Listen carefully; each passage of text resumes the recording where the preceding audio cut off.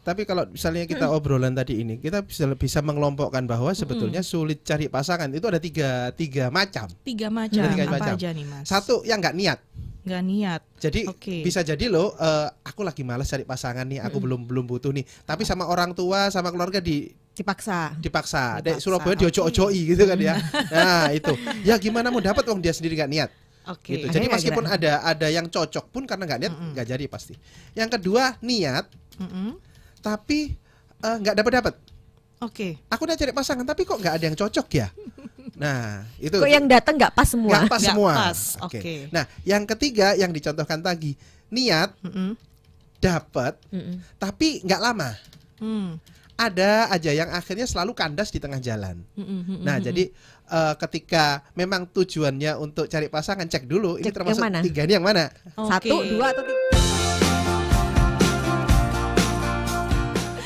Oke Sobat Sonora, langsung aja ya kita ke topik kita pagi hari ini. Kenapa sih sulit dapat pasangan? Saya sendiri juga nggak tahu, bingung jawabnya kayak gimana gitu ya. Apalagi yang masih single dan juga yang masih jomblo nih. Mungkin Kak Nit dan juga Mas Okta bisa bantu untuk cari jawaban yang susah untuk dijawab oleh kaum single ini. Kenapa sih dipilih topik yang cukup menarik juga sih untuk kita bahas untuk pagi hari ini? Apa nih yang Iya. menjadi latar belakangnya? Latar belakangnya sih karena ini udah tahun 2023. Dan Februari juga.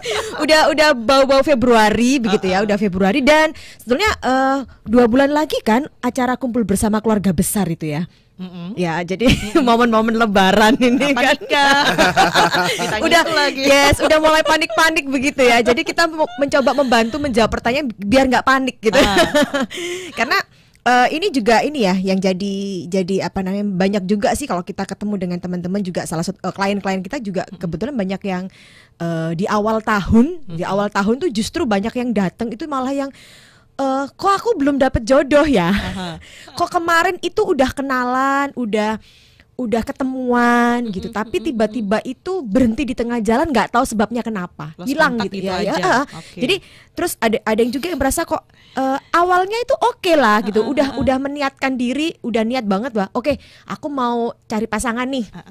Aku mau menikah begitu kan, udah niat, kemudian sama lingkungan didukung, dikenalin, ketemu, udah sempat ngobrol, tapi tiba-tiba di awal yang menggebu-gebu gitu ya, yang bersemangat begitu ya, tiba-tiba itu langsung kayak perasaan tuh jadi berubah begitu.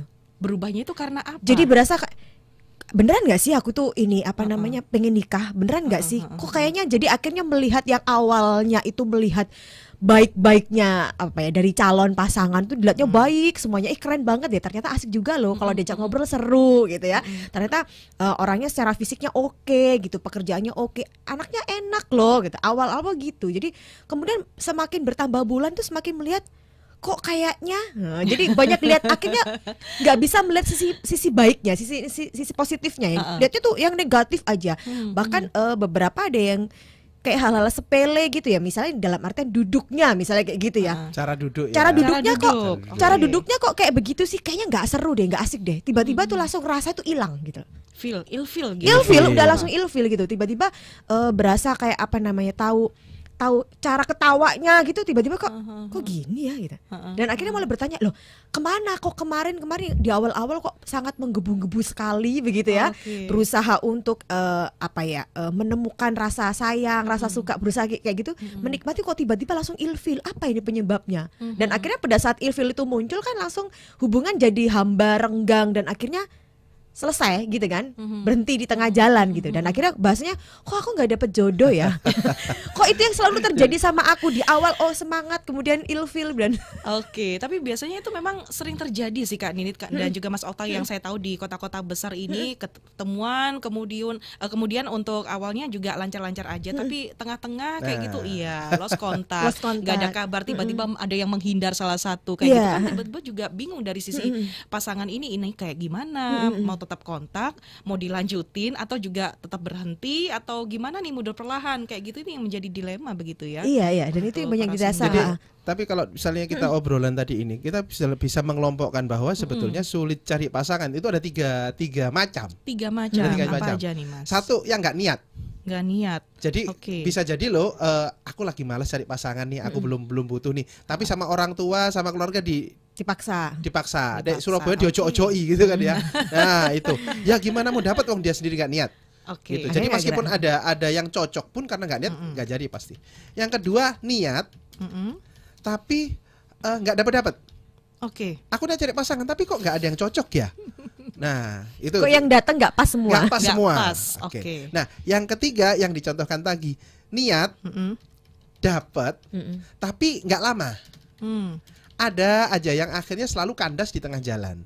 Nah jadi ketika memang tujuannya untuk cari pasangan, cek dulu ini termasuk tiga ini yang mana? 1, 2 atau 3? Antara nggak niat, niat juga tapi nggak dapat tapi niat, kemudian dapat tapi lama-lama hilang kayak sebentar aja kayak gitu. Tapi ada yang mengatakan kalau proses jadiannya itu cepet, PDKT-nya itu cepet, katanya putusnya juga cepet. Bener nggak sih? Nggak ada hubungannya sebenarnya. Ya bisa jadi itu akan dihubungkan dengan 3 tadi itu tadi.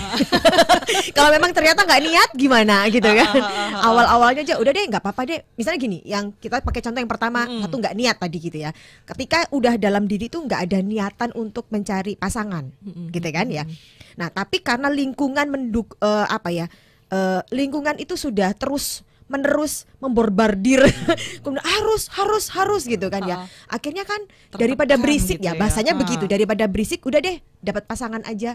Akhirnya cepet dapat kenalannya cepet, jadiannya cepet, bicaranya juga cepet. Nah kalau kita mau lihat lagi bener nggak sih gitu kan gitu. Ya ternyata memang nggak niat ya, memang buat apa dirawat ya, buat apa ya udah biarin. Yang penting kan pada saat nanti lingkungan bertanya, kok kamu nggak pacaran, udah kemarin putus. Kok cepet amat? Kan sudah. Gitu loh. Jadi jodoh aja. Alasannya akhirnya banyak hal. Tapi kalau kita lihat lebih lanjut ternyata enggak, aku memang belum arah ke sana gitu. Oke, tapi sebenarnya apa sih yang membuat dia itu nggak niat? Apakah memang dia masih trauma begitu dengan masa lalunya atau memang masih pengen sendiri kayak gitu, single kayak gitu? Jadi sebetulnya itu macam-macam.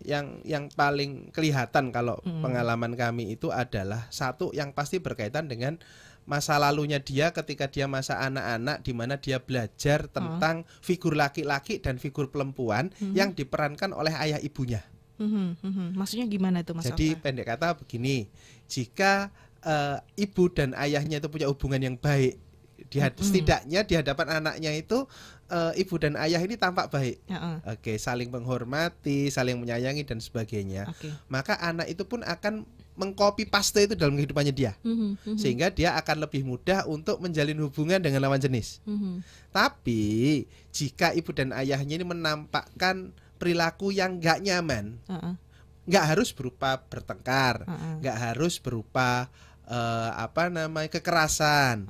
Tapi contoh ada beberapa kasus kami itu ayahnya itu nggak bisa diandalkan. Ayahnya nggak bisa diandalkan. Nah, ibunya yang pontang-panting kerja. Ini nggak ada keributan loh ya, nggak ada keributan. Nah, si anaknya ini laki-laki. Nah, dia akhirnya tuh mengcopy paste loh.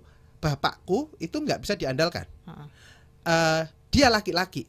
Aku laki-laki. Aku nggak pengen seperti bapakku, tapi kan bisa dong aku jadi seperti bapakku.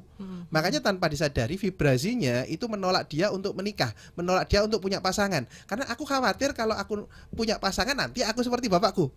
Tapi itu dalam pikiran bawah sadarnya ya, dalam pikiran bawah sadar. Nah, jadi kurang lebih itulah intinya adalah belajar figur yang kurang pas dari ibu dan ayahnya. Dari orang tuanya ya. Betul. Yang dilihat begitu ya. Selain itu ada faktor lainkah? Nanti bisa dijawab ya di segmen berikutnya, sahabat Sonora. Silakan.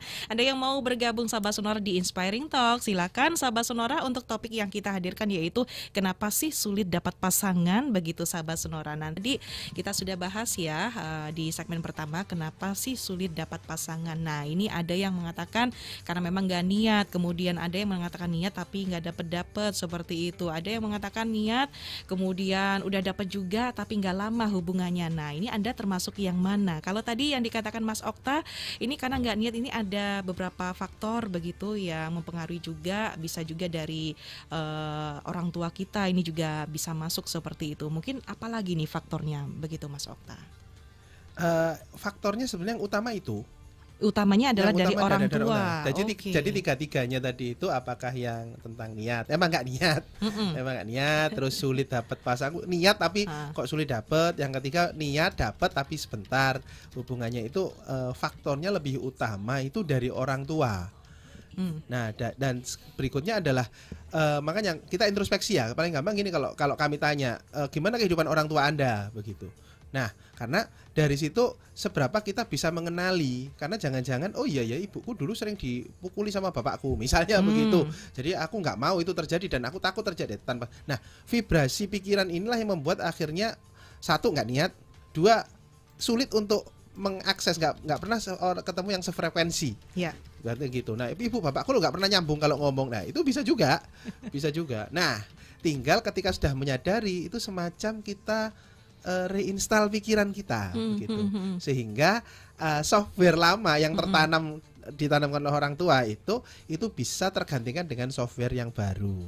Sehingga lebih mudah untuk mendapatkan pasangan. Nah, ketika kita single nih ya, kemudian circle pertemanan kita itu banyak lawan jenis begitu. Bahkan dari cewek ataupun pihak cowok juga banyak teman lawan jenisnya di circle pertemanan begitu. Ini sebenarnya sampai sekarang masih belum menemukan pasangan juga begitu. Nah, dari circle-circle yang terdekat ini apakah nggak ada yang nyantol begitu atau memang nggak sefrekuensi semuanya? Nah, sebetulnya gini, terkadang itu kan gini, balik lagi sebetulnya ke diri ya, gitu. Apa namanya, yang perlu ditanyakan itu ke diri. Misalnya gini, ternyata orang tuaku nggak apa-apa, menurutku asik-asik aja gitu. Tapi kok aku kayaknya, kita bicara circle ya, circleku tuh banyak loh yang lawan jenis gitu. Masa sih satu nggak ada yang bikin sekan gitu ya gitu. Pastinya kan bisa kalau kita bicara pakai istilah Jawa kan, weting trisno jalanan saka kulino gitu ya. Nah, itu pasti akan muncul deh, benih-benih itu akan muncul. Tapi kok kayaknya di hatiku nggak ada benihnya ya, bahasanya kan kayak begitu. Nah, itu bisa jadi mungkin kita juga tanyakan, barangkali juga gitu ya,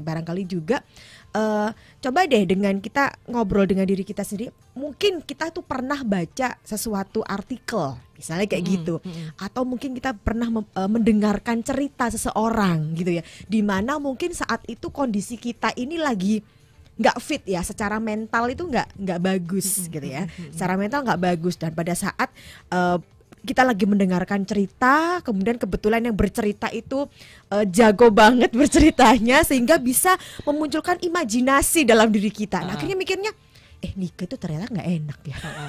Nah, tanpa kita mungkin terbersit seperti itu begitu ya, dalam artian, nah itu bisa jadi juga jadi bikin akhirnya kita setiap kita akan misalnya gini, udah ada benih sih, ada derdert, misalnya frekuensinya udah agak mulai nyambung tapi kita sendiri akhirnya menolak dan menutup itu gitu loh, karena tiba-tiba teringat nggak asiknya di mana gitu, omongan orang-orang, yes, gitu atau ya kita kan punya ini wacana pernah dapat informasi seperti apa, atau mungkin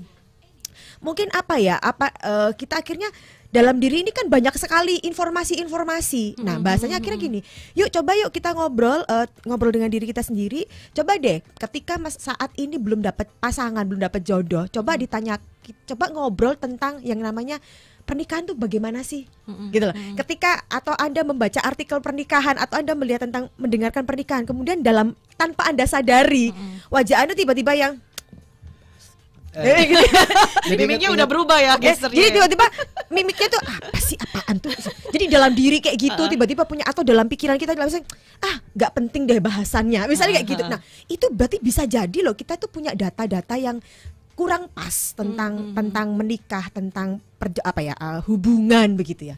Itu bisa jadi juga salah satu faktor. Cerita tentang salah satu klien kita yang terakhir, yang ternyata circle-nya yang mbak-mbak itu, yang circle-nya ternyata itu yang jadi PNS, kebetulan di sebuah daerah. Jadi gini, ada salah satu klien gitu, dia PNS perempuan ya, begitu ya. Awalnya sih dia itu dia tidak tahu tentang dirinya ya. Pokoknya berpikir ya dia akan menikah dan sebagainya, gitu ya. Normally, tapi memang belum dapat jodoh gitu, belum dapat pasangan gitu aja. Nah, tapi ternyata dia itu setiap hari gitu ya, setiap hari di circle-nya dia itu kebetulan dia yang single sendiri gitu kan. Nah, setiap hari tuh dia dapat keluhan aja gitu. Jadi temannya datang betul tadi, apa itu? Aku tadi habis bertengkar sama suamiku. Pasti curhat curhat pribadinya kayak gitu. Terus gitu kemudian ternyata repot ini apa sih masalah pendidikan anak, bingung aku tadi. Jadi akhirnya dia tuh dapat hal-hal yang dia cuman hanya mendengarkan saja dan dia juga tidak dimintain apa ya pendapat. Itu enggak, karena teman-temannya tahu kamu belum menikah gitu. Jadi dia hanya mendengarkan saja, curi dengar, kadang-kadang kan kayak begitu ya. Nah, akhirnya pada saat terus dia bilang, kok aku ini disuruh kok belum dapat pasangan sih gitu kan, sama orang tuanya, sama saudaranya. Iya, aku juga mau deh gitu ya. Tapi pada saat dia sudah dikenalkan, sudah ketemuan, awalnya oke, lama-lama mutus-mutus sendiri gitu loh. Ternyata kemudian dalam pikiran dia begini, buat apa gitu loh. Kayaknya kok hidupku itu sudah seneng-seneng, enak-enak aja gitu loh. Aku bisa menikmati pekerjaanku, menikmati me time-ku begitu ya, menikmati kehidupanku. Terus tiba-tiba aku harus dijejeli dengan permasalahan komunikasi dengan pasangan kayak gitu. Akhirnya dia bilang kayaknya dia punya data-data yang banyak tentang pernikahan tuh yang nggak pas begitu. Oke, jadi semakin banyak informasi itu kadang semakin nggak baik juga ya Kak. Informasi yang jelek ya. Informasi yang jelek. Jadi gitu. sebetulnya makanya dari itu kan, dari situ dia bilang, oh iya ya, saya bilang, yuk nambah wawasan, yuk nambah teman, yuk. Circle-nya ditambah dong. Ditambah juga dengan cari dong teman-teman yang udah menikah, yang kehidupan rumah tangganya itu asik banget, yang kehidupan rumah tangganya harmonis, yang kompak abis gitu. Banyak loh. Jadi biar balance gitu kan. Jadi akhirnya, dan saat ini dia lagi mengerjakan itu gitu loh. Dia akhirnya mencari teman-teman yang sudah menikah, yang bersedia diskusi, yang dia bersedia, boleh nggak sih aku tahu tentang kehidupan pernikahanmu itu kehidupannya seperti apa sih gitu ya, supaya balance. Jadi akhirnya dalam diri kita tuh nggak hanya dipenuhi dengan informasi-informasi tentang tantangan dalam pernikahan ya gitu, tapi juga kesenangan dalam pernikahan juga dapat juga. Akhirnya kan balance. Oh ternyata hidup itu ya kayak gitu. Yang namanya hidup ya gitu. Nggak selamanya di atas, nggak selamanya di bawah, tapi up and down itu yang namanya hidup. Itu ya kenikmatan untuk menikah itu seperti itu Sahabat Suno. Jadi susah maupun senang ditanggung bersama juga. Nah, Anda siapkah untuk menanggung itu semuanya Sahabat Sonora? Kalau berdasarkan pengalaman dari cerita dari klien-klien dari Kata Okta Kartika seperti itu Sahabat Sonora. Nah, cari informasi yang memang sekiranya informasi yang benar begitu. Mungkin yang curhat-curhat itu mungkin ya sekedar tahu aja gitu ya Kak Nitin ya. Maksudnya jangan sampai dibawa juga nanti ke kehidupan dia yang akan susah sendiri ya nanti ya Kak Ninit untuk mencari pasangan seperti itu. Nah,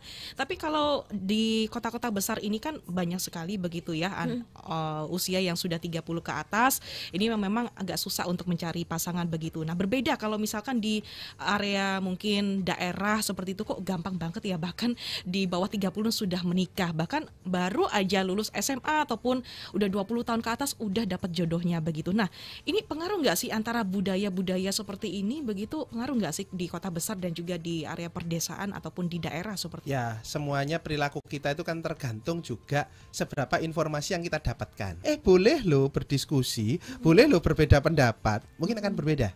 Makanya tadi Mbak Vina menggambarkan di suatu daerah yang padat informasi dengan daerah yang minim informasi. Itu jadi beda tabiatnya. Plus jika tentang perjodohan juga dapat jodoh juga kok gampang ya dapat jodoh yang di sebuah daerah di tempat lain enggak, misalnya begitu. Ada lagi garis bawahnya juga, apalagi kalau kita ngomong pernikahan ya. Banyak orang itu kan goalnya itu adalah menikah.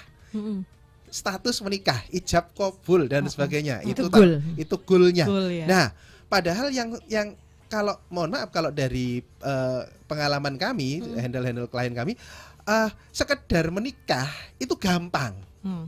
Sekedar menikah gampang. Yang tantangan itulah pasca menikahnya tadi. Jadi bagaimana menjalin komunikasi dalam pernikahan, bagaimana membina rumah tangga, gimana oh ya nanti punya anak begini, sudah dibicarakan belum nanti pendidikan anaknya gimana? Satunya satunya di sekolah yang berbasis agama, satunya enggak, itu sudah gegeran loh.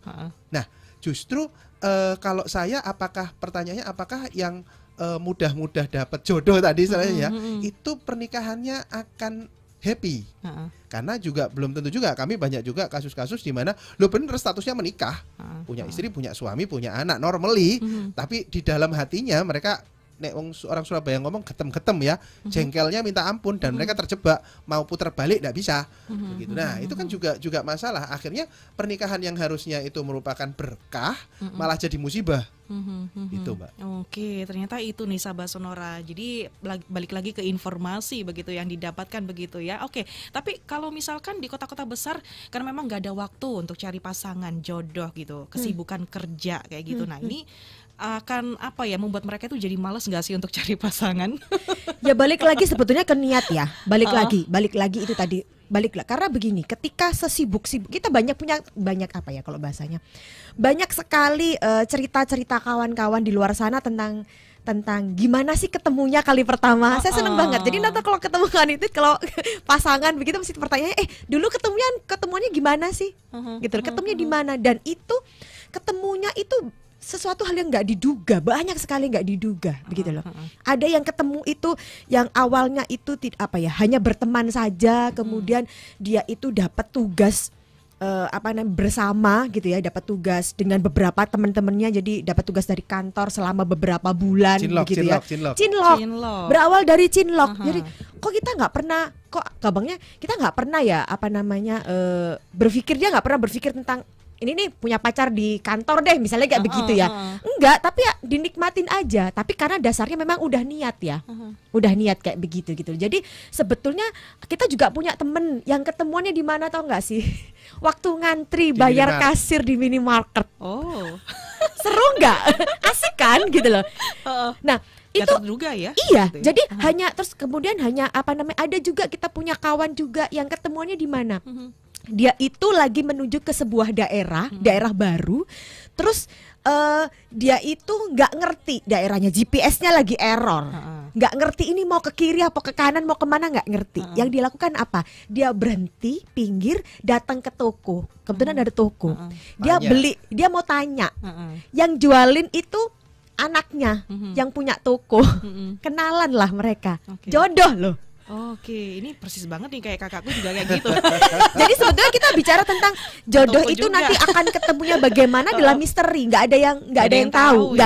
Kita mau ketemu di jalan, kita mau ketemu lagi, ketemuan di acara, ketemu di mana, nggak ada yang tahu gitu. Mungkin bisa jadi ada lagi buang sampah, gitu. Ada bisa loh ketemu, nggak ada yang tahu gitu loh. Tapi yang perlu kita tahu adalah niatnya kita. Nah, membuka hati nggak sih kitanya? Pada saat kita itu niat buka hati, nah gitu ya, pada saat kita udah niat buka hati, ini semesta lingkungan, kalau kita bicara semesta itu Tuhan akan atur semuanya. Udah deh, jodohmu lewat situ, ntar kamu lewat situ ya, ntar ketemu kamu sama jodohmu. Nah, jadi itu yang perlu kita sama-sama belajar mungkin di Inspire hari ini, dalam artian begini. Yuk, ketika saat ini sahabat Sonora, aku kok belum dapat jodoh ya, masih sulit dapat jodoh ya. Yuk katakannya ya dirubah yuk. Aku mudah dapat jodoh. Oke, ini yang menjadi kecemasan juga ya. Kata-katanya diubah, aku dapat jodoh, aku mudah dapat jodoh, begitu ya. Aku mudah dapat jodoh. Kalau mau ditambah-tambah jodoh yang mengejar-ngejar aku. Boleh loh. Tapi ada juga yang mengatakan ya udahlah biar Tuhan yang ngatur kayak gitu, ya, boleh nggak sih? Tuhan atur, tapi kita mau nggak? Nah bahasanya kan gitu. Ketika Tuhan atur, udah deh Tuhan atur, aku ikut aja. Misalnya hari ini Mbak Vina, misalnya kayak gitu kan, pakai contoh Mbak Vina boleh ya? Boleh dong. Mbak Vina nanti pulang dari sini, coba deh Mbak Vina mampir gitu ya, mampir ke toko roti misalnya gitu. Ketika Tuhan berbicara gitu, digerakkan kita ke toko roti deh, Vin, itu buat temenmu. Mbak Vina kayak berasa sih, harusnya ke toko roti deh, nggak usah deh, malas aja deh. Padahal Tuhan udah siapin jodoh di situ. Kan kita nggak ada. Bagaimana kita bersedia? Memang kalau kita serahkan sama Tuhan, ya berarti kita juga bersedia dong diatur sama Tuhan juga. Bahasanya begitu ya. Tapi buka hati berarti. Tapi sebenarnya jodoh itu harus dijemput, ataukah kita tinggal menunggu saja dari yang Tuhan begitu, atau bagaimana? Nanti bisa dijawab ya.